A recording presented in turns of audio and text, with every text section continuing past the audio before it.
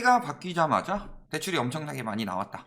그래서 억눌러 봤자 소용없다. 시장 흘러가도록 둬야 된다. 억누르니까 더 폭발한다. 뭐 이런 식으로 이야기하고 있는데 자세히 내용 한번 봅시다. 자, 금리 계속 오르는데도 불구하고 가계대출 잔액은 20일 만에 10조 원이나 늘었다.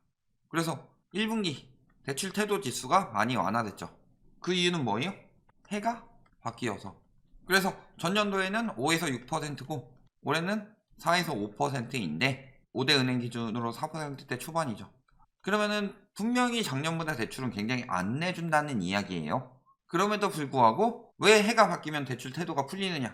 예를 들어 작년에 100조를 빌려주기로 했고 올해는 축소해서 80조만 빌려주기로 했다. 근데 작년에 1분기에 30조 쓰고 한 2분기에 40조 썼어요. 3분기에 한 20조 쓰니까 4분기에 남을 게 10조밖에 없어. 대출은 엄청 쪼일 수밖에 없죠. 거의 3분기부터. 그런데 올해 80조가 새로 풀렸어요. 그래서 1분기에 한 40조 갖다 써버린다. 그러면 2, 3, 4분기 40조밖에 못 쓰기 때문에 거의 이때 3, 4분기 수준으로 대출을 축소할 수밖에 없는 상황이죠. 여기는 어쨌든 좀 억제는 해야 되겠지만 상황에 따라서는 이때 80조 다 풀어도 되는 경우도 될 수는 있다. 가능은 하다는 거죠. 이론상으로. 그러니까 조금 태도 완화된 거 가지고 대출을 엄청 많이 받는다. 그래서 20일 만에 10조 원이 증가했다. 그것도 5대 은행에서. 그래서 12월 말 증가액 대비 26배나 많다. 이런 식으로 이야기를 하죠. 누르면 커지는 풍선 효과다. 지난해 말 대출을 무리하게 억제한 데 따른 풍선 효과다. 아니죠. 이건 풍선 효과가 아니고 뭐라고 불러야 되는 거예요? 이 굉장히 기사가 쓰레기예요. 이건 풍선 효과가 아니라 기저 효과죠. 26배나 증가했다. 왜? 작년 12월에 너무 조금 받았기 때문에 예를 들어서 평균 10조씩 받다가 작년 12월에 26배니까 한 4천억 받았다고 칩시다. 그러면 다시 10조가 나왔다. 그러면은 눌러서 생긴 풍선 효과가 아니고 뭐예요? 기저 효과죠. 4천억을 받았다가 다음에 총량 규제에 걸려서 못 받은 사람들이 올해라도 받으려고 한다 라고 한다면 기저 효과라고 하는 게 맞죠. 이걸 왜 풍선 효과라고 이야기를 하냐. 그러면서 뭐 3단계 전 대출을 받으려는 뭐 수요도 있는 것으로 파악되고 뭐 그래서 26배나 증가했고 10조나 늘었다. 근데 세부적인 걸 파악을 안 하죠. 파악 안 하고 뭐라 그래요? 대출 많이 늘었다. 수요 많이 늘고 있다. 대출은 계속 많이 받을 거고 사람들이 미리미리 받아두려고 할 거고 규제가 강화되니까 대출 더 받는다. 이딴 식으로 이야기하고 있는데 실질적으로 이거죠. 자, LG 에너지 솔루션. 여기서만 마통이 7조가 폭증했다고 합니다. 즉 공모주 청약 때문에 엄청나게 많은 대출을 받은 거죠. 근데 청약 실패한 사람들은 어떻게 되겠어요? 저게 엄청나게 돈 빌려가지고 공모주를 넣었다. 저기서 7조다. 그러면 나머지는 대출 폭증한 거예요. 일단 DSR 규제가 2단계로 강화됐고 금리가 올랐는데 1월에 사람들이 왜 대출을 갑자기 늘리겠느냐. 상식적으로. 앞에서도 분명히 이야기해요. 3,648억 원 대비 26배가 많다. 그래서 12월 은행권 신용대출은 감소했고 주담대 증가폭도 줄었다. 이렇게 신용대출과 주담대 증가폭에 대해서 이야기를 하죠. 근데 여기에 대해서는 그거에 대해 완전히 조사도 안 해놓고 뭐가 늘었고 어느 부분에서 늘었고 그런 부분 싹 다 빼고 그냥 구조 늘었다. 그러니까 이렇게 된다. 왜 저렇게 서둘러 이야기를 할까요? 1월이 다 지나지도 않았는데 왜 20일 만에 엄청 늘었다는 걸 강조할까요? 세부 내용도 나오지도 않았는데. 그러니까 저거 뭐 안 된 사람들 다시 뭐 빚을 갚든 거 하겠죠. 일단 빌려가지고 공모주 들어갔는데. 그러니까 그런 일 터지기 전에 늘었을 때 재빨리 구라를 쳐야 된다. 빨리 이걸로 선동을 해야 된다. 이런 상황이죠. 그리고 만약 공모주 때문에 이렇게 늘었다고 하더라도 공모주 잘 돼요? SK바사 엄청 이야기 많았었죠. 상장 첫날 종가 대비 등락률이 26%까지 올라갔는데 최고가 대비 등락률이 지금 마이너스 36%, 마이너스 37.6%. 여긴 말할 것도 없죠. 여기는 엄청 유명해졌죠. 엄청 헤쳐먹은 걸로. 공모주도 이런 꼴 나고 있다. 그런데도 사고 있어요. 엄청나게. 내부 인간들이 엄청나게 고가에 팔아쳐먹고 가격 쭉 떨어지니까 사들이고 그런 장난질 치고 있는데도 아 내가 그걸 한번 올라탈 수 있을까? 순매수 금액은 제일 많다. 지난 3일에서 10일. 미친 거 아니에요? 그러니까 지금 한탕주의가 너무 횡행을 하면서 무슨 일이 생겼냐? 주식이든 코인이든 부동산이든 도박을 하고 있다. 저희가 경고하는 거는 그거예요. 아니 주식시장 알고 제대로 공부하고 들어가시는 분들 그렇게 들어가라. 도박처럼 하지 마라.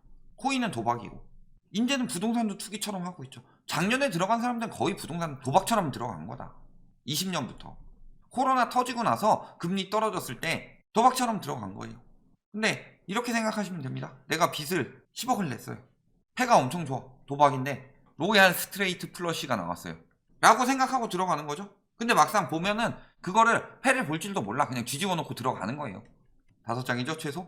뒤집어 놓고서 나는 무조건 잘 될 거라고, 요거 뜰 거라고 생각하고 10억을 빚내가지고 들어가는 거예요. 근데 문제는 예전에는 홀도 있었고 베팅 더 하는 사람들도 있었고, 그러니까 나한테도 돈 벌 기회가 왔죠. 근데 요즘엔 뭐예요? 다 다이예요, 다이. 그런데 문제는 판돈이 없으니까 다 다이 해놓고서 나는 먹은 건 없고, 근데 막상 보니까 10억을 빌려서 들어갔기 때문에 이자는 갚아야 되고, 이런 느낌이다 지금. 특별히 뭐 대개 공모주에 대해서 자세히 알아보고 들어가요? 어느 정도 가치는 있죠. 미래 가치도 있고 뭐 이런 부분을 생각하면 되는데, 사람들 돈 몰리는 거 보고서 아 내가 이렇게까지 들어갈 상황은 아닌데 라는 판단으로 빠르게 빠져나가는 사람들이 없다. 그냥 이렇게 다 같이 들어가면 오르겠지, 그런 상황이죠. 그리고 만약 많이 뺐다고 해봅시다. 자, 이거 97조라고 그러는데 증가액 추인데 이거 기사에서 최대로 잡은 거예요. 65조에서 97조 사이죠. 그러면 어떻게 되는 거예요? 이 중에서 10조를 썼어요. 20일 만에. 나머지 345일은 적으면 55조에서 87조 써야 된다. 만약 그들 말대로 대출 풍선 효과가 나서, 그러면은 340일로 잡고 17로 나눠봅시다. 빌릴 수 있는 돈이 5.1조, 3.2조. 나누기 17 한 이유는 20일 동안 10조 빌렸으니까 20일 기준으로 20일 동안 10조 하면은 얼마나 축소가 되냐, 이제 2분의 1에서 3분의 1 사이로 축소가 된다. 받을 수 있는 대출이 벌써부터 2배에서 3배 수준으로 쓴 거다. 이 추세가 지속될 리도 없을 뿐더러 아까 이야기했지만 공모주 청약이나 이런 데서 많이 받아서 계속 공모주가 뭐 매달 한 2-3개씩 있지 않는 이상은, 그리고 매달 그 정도로 몰리지 않는 이상은 그렇지는 않겠지만, 만약에 그냥 그들 말대로 공모주 청약 이런 게 아니라 그냥 가계대출이 눌러서 그만큼 폭증해가지고 늘어난 거다라고 하면은 앞으로 계속 이 추세로 가면은 2분기 되기 전에 끝난다는 얘기예요. 2분기 되기 전에 끝난다는 얘기면 무슨 소리요? 2분기 때부터 가계대출 대란 난다는 거죠. 작년 4분기처럼. 작년 4분기 때 돈 안 빌려줘서 이거저거 별거 다 터졌죠. 거기다가 지금 부실 위험 계속 높아지고 있는데, 문제는 신용 위험 지수가 이렇게 나오고 있죠. 기업 가계 뭐 이 정도 나오고 있는데, 이게 3월 이후에는 굉장히 치솟을 것이다. 왜? 3월에 뭐가 종료돼요? 대출 상환 유예가 종료된다. 자, 이렇게 올라갔는데 왜 줄었을까요?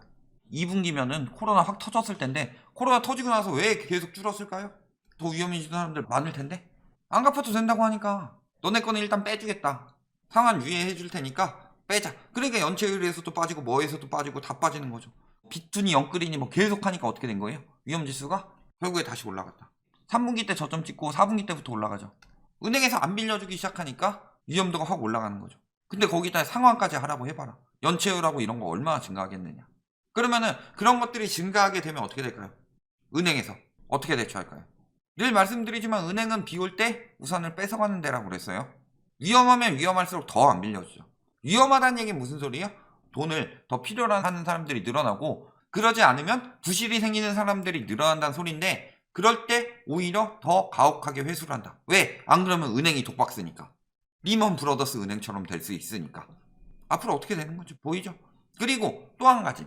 자, 여태까지 주식시장, 코인시장, 부동산시장은 모두 과잉 유동성으로 인해서 자산가치가 상승했죠. 자산가치가 상승할 상황이 아니다. 예를 들어서 주식시장을 봅시다. 뭐 물론 몇몇 주식 같은 경우는 오를 수가 있지만 전반적으로 다 오르는 상황은 될 수가 없죠. 왜? 코로나로 인해서 시장이 침체되고 소비가 침체되고 관광이 침체되고 여러 가지가 다 침체됐는데 어째서 전체 주가가 오르느냐.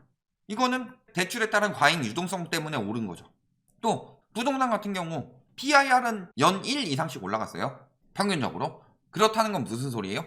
내가 월급을 다 모아도 집을 살 수가 없는데 어디서 집을 사는 수요들이 그렇게 늘어나느냐. 그거 다 대출 유동성 늘어난 거잖아요. 대출 받기 용이해진 상황에서 너무 너네 대출 많이 받는다 해서 금리 올리고 대출 막아놨더니 조금 하락하는 상황에서 갑자기 금리를 또 내려버리니까 그럴 때 들어가면 안 되죠. 왜냐면 경제 위기로 인해서 금리 내린 거니까 길어봐야 1, 2년이고 그런 건데, 그 상황에서 뭐 30년짜리 주택담보대출을 막 받아서 들어가요. 변동금리로. 영끌해서. 대출 유동성으로 인해서 오른 거죠. 다 그렇게 해서 올랐어요. 그러면은 이번에도 12월에는 떨어졌죠. 집값이. 실거래 가격지수도 11월부터 떨어졌죠. 대출이 드럽게 안 나오기 시작하니까 그때부터. 그러면은 1월 되면 다시 올라야 되겠네요. 유동성이 들어왔으니까. 동학, 서학, 코인 다 박살나고 있죠. 일제히 급락. 유동성 파티 끝났다고 하잖아요. 아니 대출이 10조나 늘었는데 왜 1월에 다시 안 살아나냐. 가상화폐 말할 것도 없죠. 지금 최고점 대비 반토막 났습니다. 눈물의 대탈출 99%가 손실 보는 중 하는데 왜 지금 99%가 손실을 봤냐? 고점에서 사서 그래요. 세력들은 다 그 전에 팔아치우고 빠졌고. 부동산은 어때요? 1월에 10조나 받았으면 여기저기서 신고가 거래가 또 떠야 되고 여기저기서 거래량 증가 기조가 나와야 되고 그런데 어때요? 집값 전망은 계속 떨어지고 있고 억 단위로 하락하고 있고 GTX 지역들 이런 데 다 떨어지고 있죠. 10채 중에 8채 하락거래. 이건 물론 12월 거지만 청약도 꺾이고. 왜 그러겠어요? 저희 유동성이 어디로 들어갔는데. 결론 대출 막 10조나 늘었다. 대부분이 공모주 때문이고 이걸 가지고 대출 심리가 다시 뭐 살아난다느니 이딴 개소리 하지 말아라. 만약에 그 말이 맞다면 대출을 막 받았는데도 불구하고 자산시장이 다 떨어지니까 더 위험한 시장이다. 그 정도 되면은 경제 파탄 나는 시장이에요. 경제 파탄 나길 바라고 하는 얘기예요. 돈을 빌려도 자산시장으로 못 들어간다는 건 소비에 쓰든가 아니면 빚값 내라 쓰든가. 그 소비 지출이랑 비소비 지출로 다 나가고 자산시장엔 돈 안 들어와서 자산시장이 계속 떨어진다는 얘기죠. 그럼 그 경제는 이미 무너진 경제예요. 그런 상황까지는 아니다. 단지 저거 청약 공모주로 돈 엄청 들어갔는데 끝나고 나면 다시 이제 공모주 때문에 늘었으니까 그만큼 어느 정도 줄겠죠. 그 전에 빨리 이야기해서 지금 대출 난리 났다 이 소리 하고 싶은 거다. 그런데 지금 그렇게 빌릴 사람 없다. 왜? 금리 계속 올라가고 DSR이 강화돼서 빌리고 싶어도 못 빌리니까. 여기까지 말씀드리겠습니다.